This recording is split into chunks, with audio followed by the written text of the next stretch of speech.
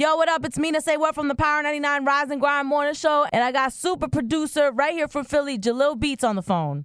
Yeah. Yeah. Yo, you don't play no games. I Nah. was like, yo, call me up.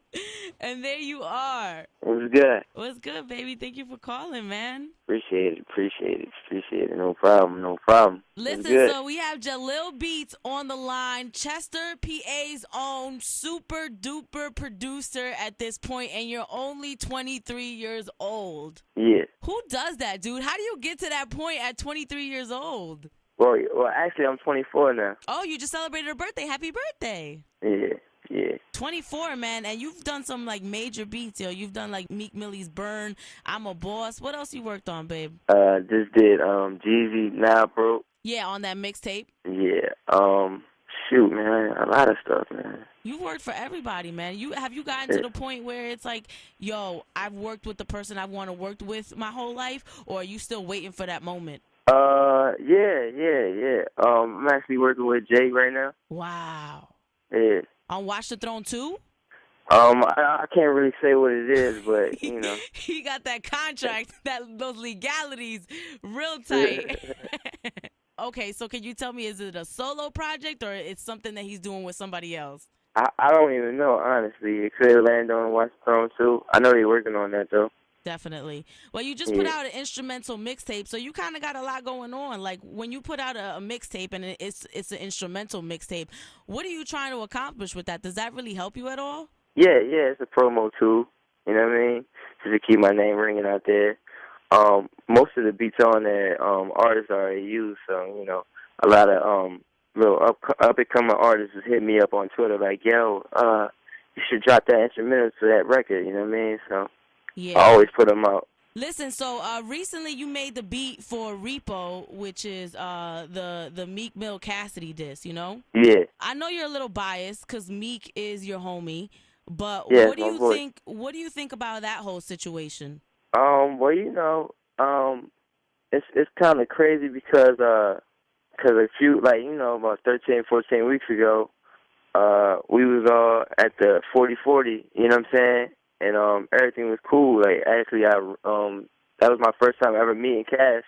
You know what I mean? He was showing major love. You know what I'm saying? We was actually supposed to work on some stuff. You know what I'm saying? But you know, it's all a competitive thing. You know what I'm saying? Yeah. I just feel like it's good for hip hop. Yeah. Whether Cass respond or not. You know what I mean? But you know, Cass threw the first two jabs. You know what I'm saying? Right. On wax. You know what I mean? And then Meek dropped his bomb. You know what I'm saying? Yeah. So, you know, it's good for hip-hop at the end of the day. And, you know, I hope it don't go past being on wax, you know what I'm saying? Hopefully it don't, you know what I mean? I don't think so. So, y'all was chilling at the 40/40, and then all of a sudden he dropped that Me, Myself, and iPhone, so it was a kind of a surprise, right? Yeah, but you know what? Cass was like, it kind of started from, like, on Twitter when somebody, I guess fans was, like, hitting Cass up, like, yo, saying stuff about Rick Ross. He wouldn't sign with Rick Ross and all this crazy stuff, you know what I'm saying? And I was like curious, like I was like wondering why he was even retweeting the stuff, like, you know what I'm saying? Because it was kind of toward like a diss towards Meek and Rick Ross, you know what I'm saying? And right. I think that it kind of got Meek mad, you know what I mean? So that's very early though, right? Right. And I think that's what started the whole thing.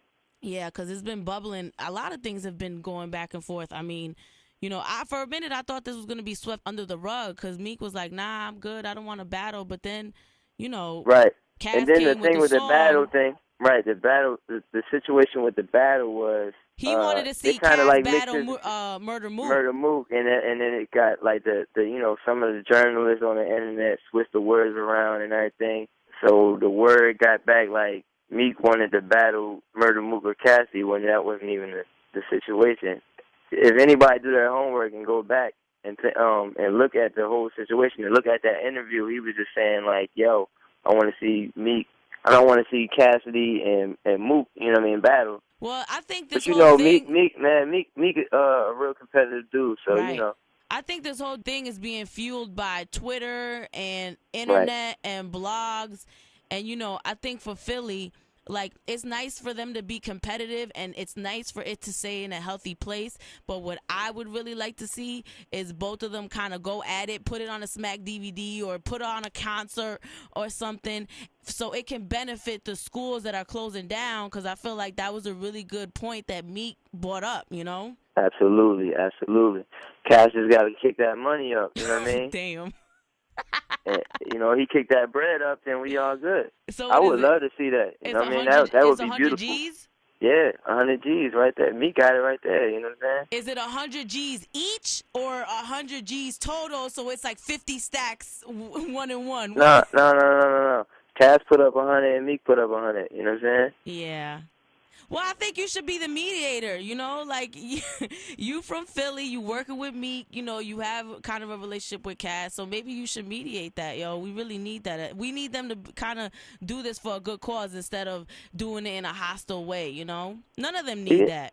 Yeah, but you know what? It's just, at the end of the day, it's all hip-hop, you know what I mean?